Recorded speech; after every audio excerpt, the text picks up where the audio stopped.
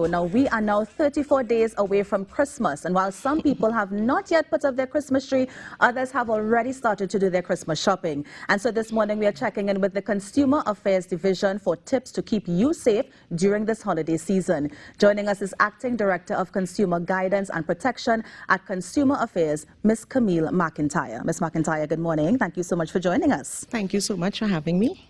Now, I know that the Consumer Affairs Division is under the Ministry of Trade and Industry. Yes. Just tell us briefly what the Consumer Affairs Division does. Okay, well, Kimberly, the Consumer Affairs Division is the protection and advocacy arm of the Ministry of Trade and Industry. So the division seeks to safeguard the economic interests of persons, and we do this through consumer protection, redress, consumer education and empowerment, and consumer research. And how we go about doing this is that we conduct lectures to communities, to businesses, to schools. We also display price listing of grocery items on our Facebook page.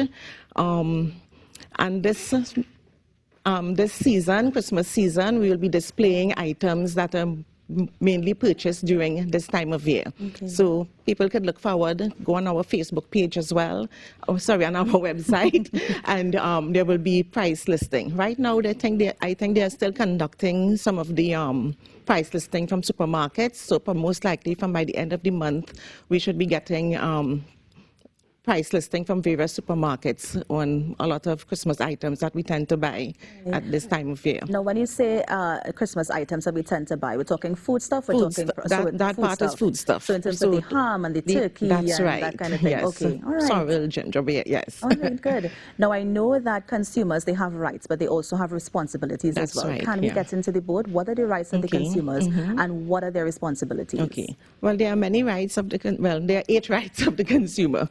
So we have the right to safety. So this means that the consumer, when purchasing a product, that how the product should be safe for use and it should not cause harm to the person using it.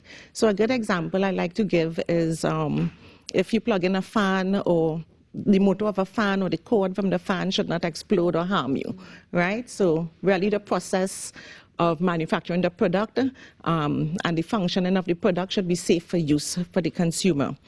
So then we have the right to choose. Well, I don't want to go into all of them. I will name some, and I will, So you have the right to choose, the right to complain, right? The right to complain is important for people to know, because some people are not as assertive as others, and sometimes you may buy a defective product, and you may probably have purchased it as a sale item, and consumers, being not informed, they may believe that they do not have any right to complain to the supplier. So that's why it's important for them to know they have the right to complain. As well, they have the right to redress, right? So once your product is faulty, the supplier has an obligation to honor their warranty and to give you redress. There's also the right to information. Now, when I say the right to information, the right to truthful information, because sometimes you go to the store, the salesperson really just wants to make a sale.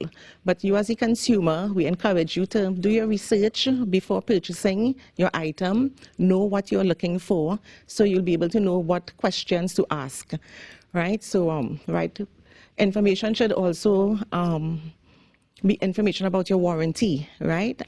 Does this store hold a warranty for the product, or is it a third party? Or do I have a full warranty or a limited warranty? So there are different types of warranties as well. You also have the right to consumer education, which I spoke on before, where we do lectures and everything.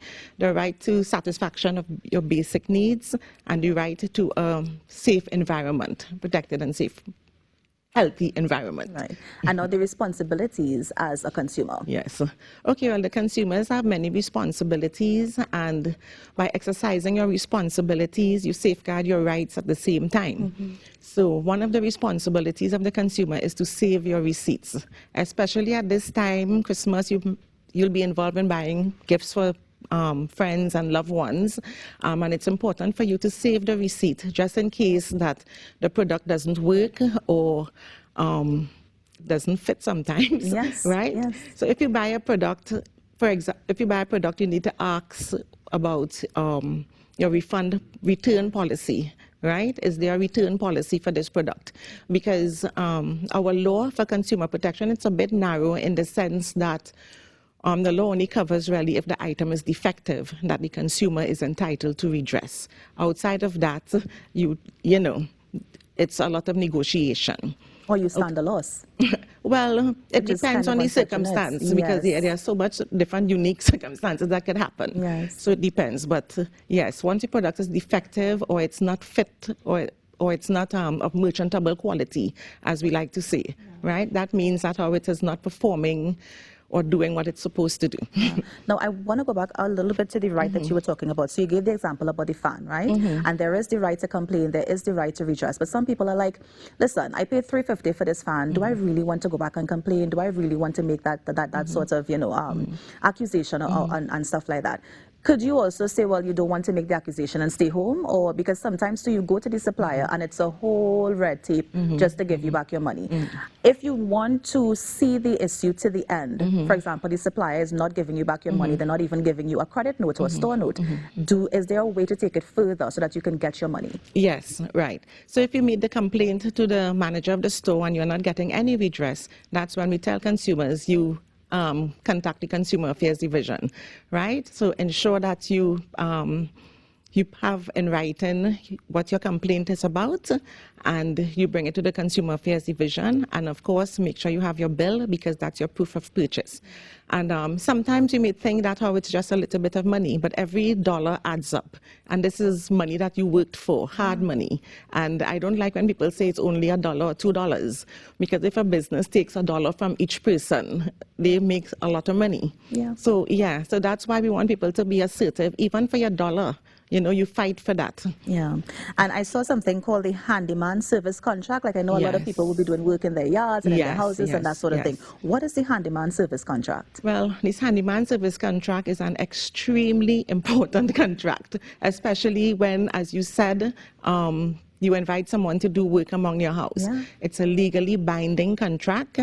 It's a contract that you, the consumer yourself, you and the person who you're hiring to do the work, can sit down and come work out the terms and conditions. Now, this is really to protect the consumer from unscrupulous workmen, and it's also to protect the workman because for his payment, right?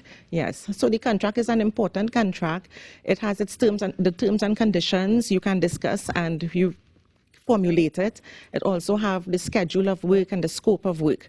So when you talk about contract, you're talking about a physical document, or is this a conversation with a handshake? A physical document that you can get from the Consumer Affairs, right? In the document, it also have variations in the contract, so in case of contingencies. Yeah. So this is really to protect the consumer. Because you know what we do now?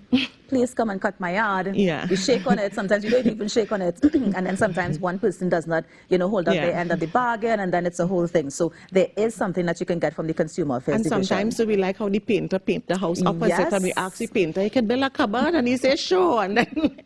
and then everything Yes, it happens. Now, as we are on that contract as well, what we're going to be seeing a lot of, especially during the Christmas season, is hire purchase. People are taking stuff out on hire purchase. Yes. What should consumers know before they enter into a hire purchase agreement? A hire purchase agreement is a legally binding agreement, and they have to know that it's a legal document that they are, and a legal contract that they are entering into.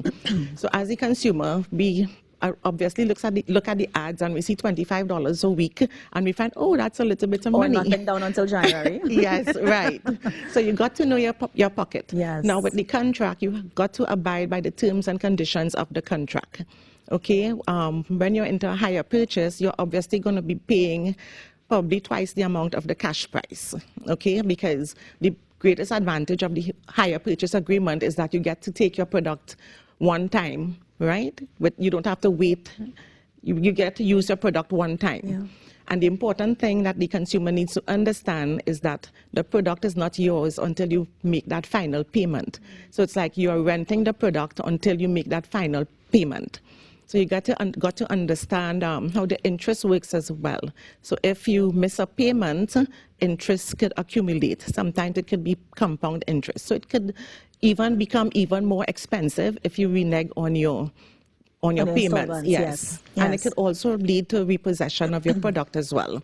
That's my next question. Under what conditions could goods be repossessed? Is it as simple as you may have missed a few installments that they can come and take it back, or are there other circumstances where the supplier can come and take back their product? Yes. Well, yes, if any breach on the terms and conditions of the contract would could result in a repossession of your product. Yeah. Some people believe that once you pay 70% or more, that the supplier can't come and repossess your product. But they could do so having a high court order. They could come and repossess your item.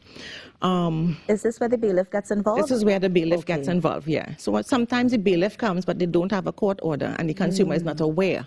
So sometimes they detain them, tell them, bring me the high court order, right? So, yes. Okay. Yes. So if a company is coming for your product, you can ask them for a court order, or they can take it regardless of? If you paid 70% or more, yes, right, you have to ask them for a court order. Okay. Outside of that, if you are not making your payments, because that's the term and conditions, your payment pay by a particular date, they could come and take your items. And as I talk about the particular date of payment, the consumer, when they on signing your hire purchase agreement, you could negotiate for your date of payment. So if you're if you get paid fortnightly or monthly, you may prefer that your payment be done when you get close to when you get paid, right? Because, you might be, that could safeguard you from forfeiting your payment. So you could try to negotiate your date of payment. That would help you. Another thing, if the consumer changes address. If you change your address and you do not inform the supplier, they can take your item because the contract has your address on it. So once you change address, you need to inform the supplier of the change of address because you have to remember it's not your product as yet. Yeah. Right? And Now, Ms. Mac Intyre, I think we're going to have you back in, but I have one more question before we end. Online shopping and safety tips. What we're going to be seeing a lot of, and it's unfortunate what happened with WebSource, right? That was a really unfortunate thing. But what else can consumers look out for now that they'll be going online and shopping for those Christmas presents? That's right. So you've got to try as much as possible to make sure it's a secure site that you are purchasing from. And a secure site, you look for the HTTPS and you will see that lock that indicates that the site is secure. Also, when a deal is too good to be true, refrain from it. Okay, refrain from it.